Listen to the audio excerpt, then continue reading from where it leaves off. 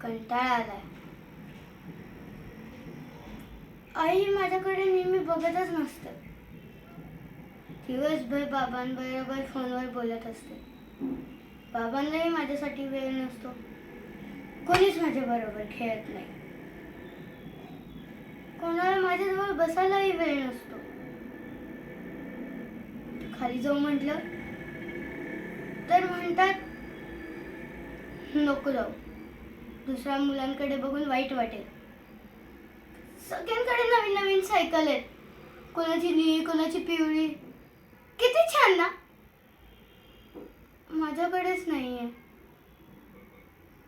आणि आई बाबांना सांगितलं तर ते म्हणतात थांब बेटा, यावेळेस नाही पुढच्या वेळेस. पण त्यांची पुढची वेळ कधी येतच नाही.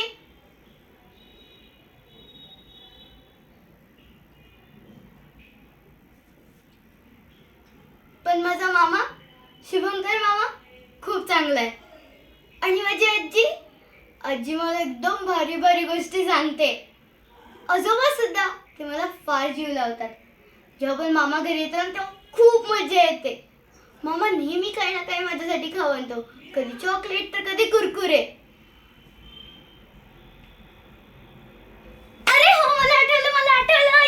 येस, तुम्हाला माहिती माझ्या मामाने ना मला प्रॉमिस केलं, आयशू तुझ्या ह्या वाढदिवसाला ना मी एकदम नवीन सायकल घेऊन देणार, एकदम चकाचक, तेही मला हवी असलेली लाल रंगाची. माझा बर्थडे पटकन ये रे बाबा. शुभू मामा इज द बेस्ट. थँक्यू.